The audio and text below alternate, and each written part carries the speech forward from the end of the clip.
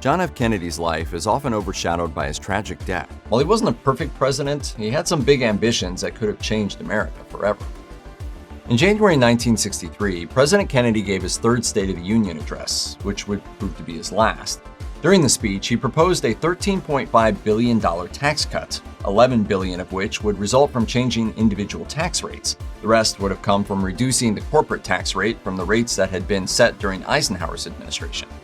As president, JFK had consistently advocated cutting taxes across the board, but both Democrats and Republicans worried that to reduce taxes without cutting spending would lead to budget deficits. Kennedy simply said, "A rising tide lifts all boats." It's rather interesting that the British government, which has a conservative party, put its tax cut in effect in 1 month, a larger tax cut that we've been talking about for a year. Republicans quote him to this day, although whether they mean the same thing Kennedy did is debatable. Kennedy's tax cut proposal was repeatedly blocked by Congress during his lifetime, but they did ultimately pass a version proposed by his successor, Lyndon Johnson. Even before the Cuban Missile Crisis, the U.S. had embargoed all trade with Cuba, and they continued to add additional restrictions throughout 1962. But Kennedy curiously managed to acquire over 1,000 Cuban cigars just before the embargo took effect. Castro crossed the red line. It was clear that he was on a course taking Cuba and himself into the embrace of the Soviet Union. On February 8, 1963, JFK and his administration banned travel to Cuba by U.S. citizens. Financial and commercial transactions by U.S. citizens with Cuba were also made illegal in the effort to pressure Fidel Castro into submission by severing any ties Cuba had with the outside world. At the same time, the CIA was in the midst of Operation Mongoose, a covert mission designed to remove Castro from power. Since the 1960s, the CIA had been after Castro like a coyote trying to catch a roadrunner. According to a variety of sources, the agency recruited 2 mafia hitmen to murder Fidel. I'm gonna make him an offer he can't refuse. They failed miserably. In fact, Castro outlasted 10 U.S. presidents and died at the age of 90. In March 1963, President Kennedy met with King Hassan II of Morocco. Establishing a foothold in Morocco was important, both in order to counter the expansion efforts of the Soviet Union and to show Algeria that the United States was invested in the future of North Africa. During this time, Kennedy also attended the Conference of Presidents of the Central American Republics in San Jose, Costa Rica. During the conference, Kennedy hoped to continue the efforts of the Alliance for Progress, whose mission was to fight the influence of socialism in Latin America. In December 1962, President Kennedy attended the groundbreaking ceremony for the Federal Pavilion at the New York World's Fair, and on April 22, 1963, he activated the clock that was to count down to the fair's opening in 1964. Using the first touch-tone push-button telephone, Kennedy dialed 1964 to start the countdown. President Kennedy announced the theme of the World's Fair, which was Peace Through Understanding, saying, "I want the people of the world to visit this fair and all of the various exhibits of our American industrial companies and the foreign companies and see what we have accomplished through a system of freedom." Tragically, JFK wouldn't live to see the fair open, though his widow Jackie Kennedy would attend. On April 9, 1963, President Kennedy conferred upon Sir Winston Churchill honorary U.S. citizenship.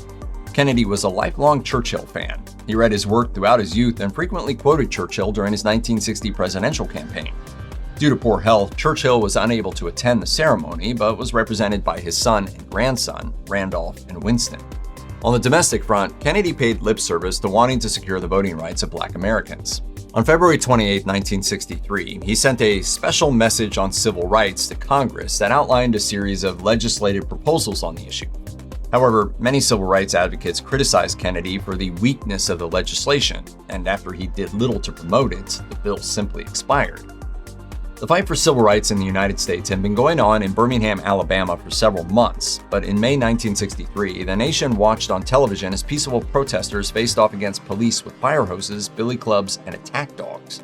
Throughout most of his presidency, Kennedy's attitude towards civil rights was seen as non-committal by many leaders of the movement. Each time a big issue came up, the president and the attorney general did everything they could not to have to get involved. Rather than pushing for systemic changes, Kennedy used a more case-by-case approach. One important example was the deal he made with segregationist Governor Ross Barnett to allow Black student James Meredith to register at the historically segregated University of Mississippi at Oxford. But the violent images from May 3, 1963 were unavoidable. A photograph of a German shepherd lunging at a young black boy apparently moved President Kennedy, who was reported to have said that the picture sickened him. Neither Kennedy nor the public could continue to ignore the brutality and oppression that was rampant in American society. However, it would take another month before Kennedy addressed the nation directly on the issue of civil rights. As the National Guard tried to enforce the desegregation of the University of Alabama, President Kennedy addressed the nation on June 11, 1963. And that the rights of every man are diminished when the rights of one man are threatened. In addition to promising to ask Congress for legislation to end segregation in public facilities, he, at last, framed the issue of civil rights to the American public as a moral issue. According to ABC News, the shift was largely inspired by his brother, Attorney General Robert F. Kennedy, whose thoughts on civil rights had been greatly impacted after meeting novelist James Baldwin. On June 26th, President Kennedy was in West Berlin, where he made his most famous anti-communist speech. As a free man, I take pride in the words, Ich bin ein Berliner. The overseas trip was an attempt to convince European leaders that an Atlantic alliance was necessary, and Kennedy's speech was intended to underline the United States' support for West Germany against the Soviet Union.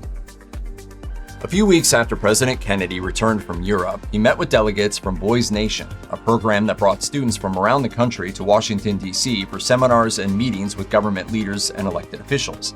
The students held mock Senate sessions in which they were able to sponsor legislation to be voted upon by the group. When Kennedy met with the students in the White House Rose Garden on July 24th, he commended them for a civil rights resolution they passed in their mock Senate. The president compared them favorably to the National Governors Association, who earlier that week had been unable to come to a consensus on a similar issue. As Kennedy shook hands with some of the boys, a photographer snapped a shot of a young man enraptured at the prospect of meeting his idol.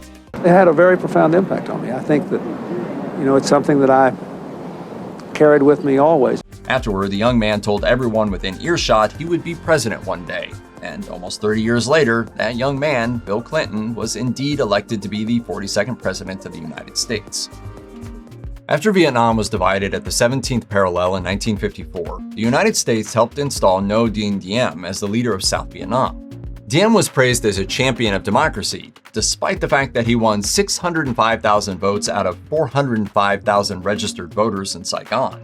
But as Diem began brutally suppressing South Vietnamese Buddhists, the United States grew concerned.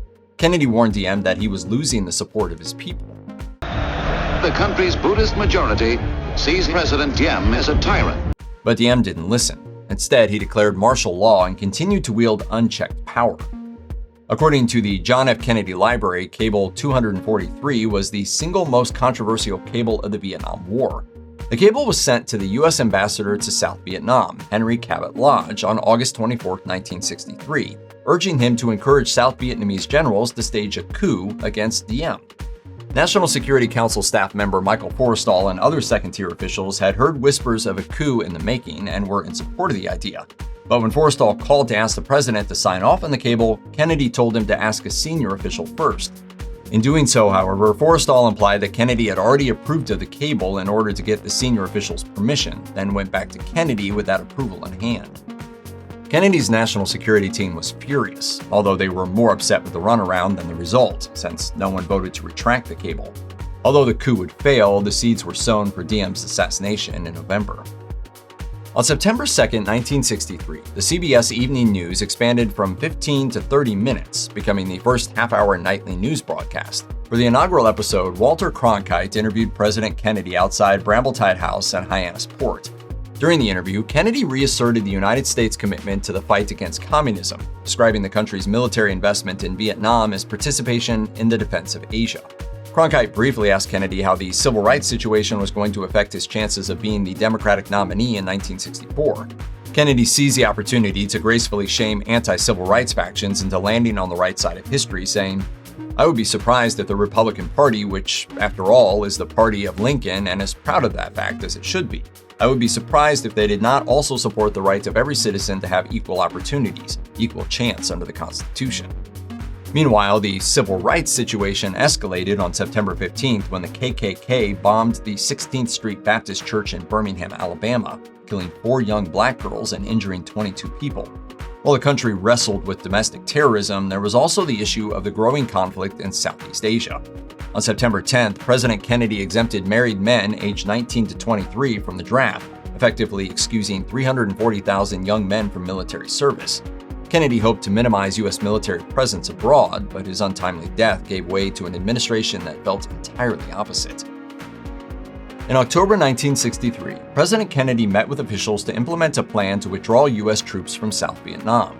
He was determined to withdraw at least 1,000 troops by the end of the year, and to have all the troops out by the end of 1965. The spear point of aggression has been blunted in South Vietnam. According to the South Vietnam Actions Memorandum from General Maxwell Taylor, U.S. withdrawal was meant to be low-key and fly under the radar. Unfortunately, 4 days after President Kennedy's assassination, President Johnson approved a plan for covert action against North Vietnam and dramatically escalated the war. Unfortunately, the American public hadn't been told that Kennedy ordered a withdrawal of troops, and Johnson kept it quiet, wanting to maintain an air of continuity. As a result, by 1968, the United States had almost 550,000 troops in Vietnam. 2 months prior to his death, President Kennedy made a speech at the United Nations General Assembly, inviting the Soviet Union to work with the United States on a joint expedition to the moon. We go into space because whatever mankind must undertake, free men must fully share. According to Presidential Studies Quarterly, many U.S. officials were alarmed at the notion and saw it as a contradiction of the president's previous policies. Soviet Premier Nikita Khrushchev was planning to take Kennedy up on the offer, and the two were due to meet during the proposed visit to the Soviet Union during the upcoming presidential campaign. Unfortunately, after President Kennedy was assassinated on November 22, 1963, Soviet officials were too suspicious of the new Johnson administration to agree to a joint mission. Kennedy and Khrushchev had developed a rapport over the years. Starting over would take time, if it happened at all. There's no telling whether Kennedy would have been re-elected in 1964, although it seems probable. But what he would have done with a second term would only be speculation. Fortunately, LBJ saw the Kennedy brothers' campaign for civil rights signed into law. But in terms of the conflict in Vietnam, the difference in policy between Kennedy and Johnson most likely cost many thousands of young Americans their lives and futures, not to mention the carnage rained down on the people of Southeast Asia.